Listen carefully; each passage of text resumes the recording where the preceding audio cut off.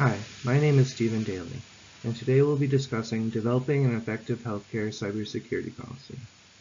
As mentioned below, the healthcare industry is expecting to exceed $65 billion over the next 5 years in spending on cybersecurity. Morgan S., 2018, February 2nd.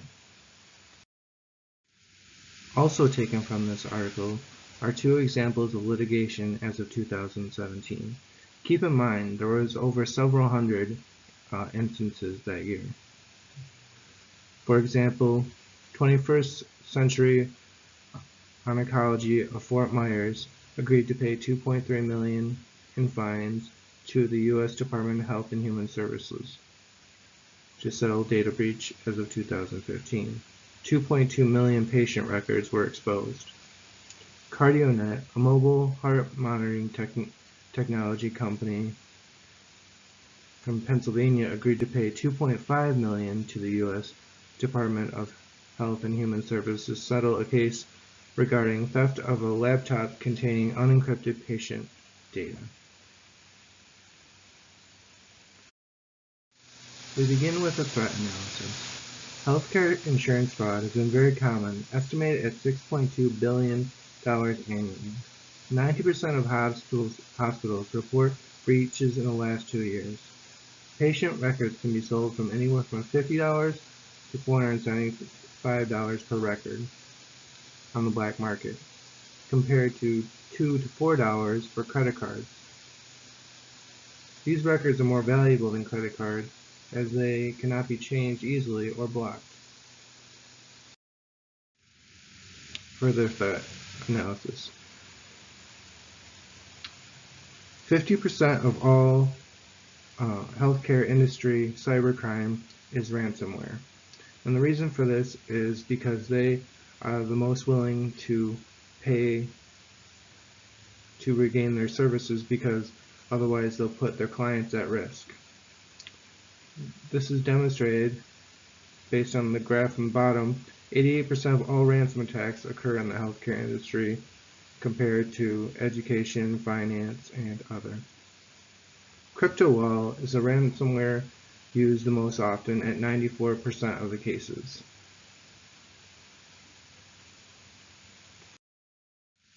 As mentioned, healthcare is more vulnerable than other industries. Information sharing is critical to patient care. Emergency situations put cybersecurity on the back burner. Multiple devices, including portable devices, are often used, reducing security. Password sharing is the norm, and small information security departments, if any, is a regularity due to budget cuts and other structural issues. Effective planning. The cybersecurity triad is an effective tool to summarize our planning stage.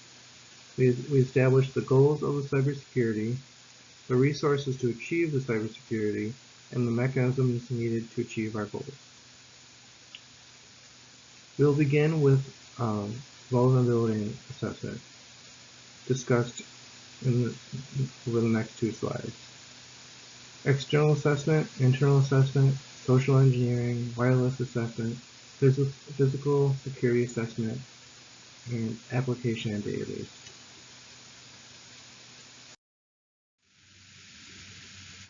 Defining policy objectives. To protect people and information, set up rules for expected behavior by the user, authorize security personnel to monitor and probe and investigate, state and authorize the consequences of violation, get company consensus on the security level desired, track compliance, ensure confidentiality, integrity, and availability of their data, and outline best practices.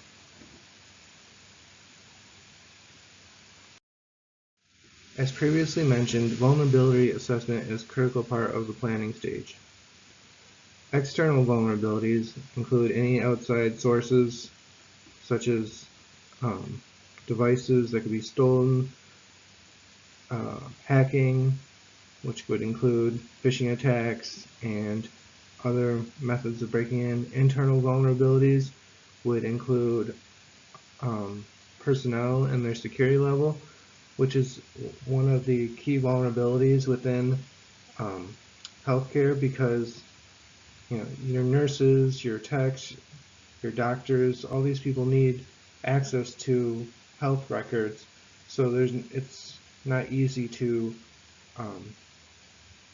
use a whitelist or a blacklist, because there's so many people that need this information. Actually, about 90% of data breaches occur from someone from the inside, either by accidentally revealing the information or maliciously using information that is available to them. Social engineering using sophisticated phishing techniques. HIPAA risk assessment. The government has guidelines on the requirements to what you have to do to protect patient confidentiality information. Physical security assessment. Are they able to get badges easily? Is there any badges required? Are there passwords on doors? Are there security passwords on terminals and computers? What's the protocol if someone loses a device with information? Is there a way to easily wipe it out, the information on it, or is there any consideration to that effect? Application database assessment. Are these databases secure? Do they have connection to, do people have home connection to these databases, which is often the case in healthcare? And if so, do family members, can they get in? Is there training on how to limit, how to keep your device and your information safe? And connectivity vulnerabilities. So if you're using wireless techniques, are they encrypted? What's your strategy for dealing with that kind of thing?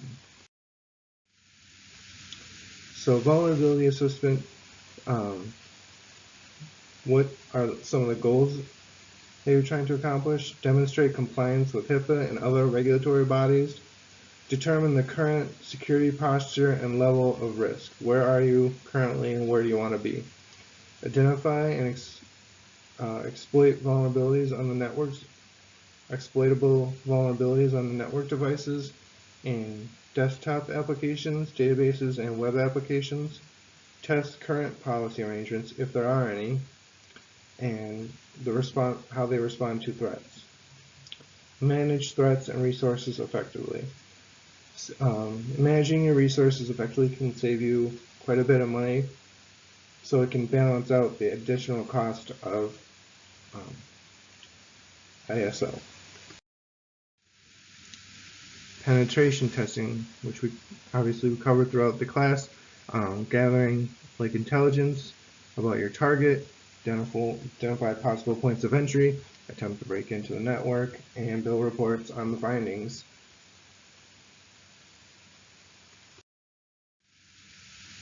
Social engineering and physical security testing, phone call impersonations, email phishing, Trojan and virus testing, on-site impersonations, website subversion, camera placement testing, key control testing, cleaning desktop testing, suspicious activity testing, physical penetration testing, dumpster diving, and shredding testing. These are all things that can be done to avoid or to be formed for physical security and social engineering. Contracting ISO and even potentially a chief information security officer. They'd be part of the information or the board of trustees or control. They'd work very closely with key executives as a virtual member of the board, perform information risk assessments, security control implementation, security processing monitoring updates, oversight and reporting, participate in IT steering and auditing board meetings, and being in management of all the other compliance and regulations. So this is one option that's a little less expensive than, say, hiring a chief information officer and having an entire department dedicated to information security. Information security training and support, security processes, information security risk assessment tools available to your employees, information security strategy development, security control implementation, security monitoring program development, security process monitoring and updates, security reports. So they can work with your employees and give training and other supplemental information on making sure that all policies are understood and effectively implemented. ISO audit. It's important to do annual reviews of your procedures. Verify no new systems are in place without comprehensive checks. Verify system patches are up to date.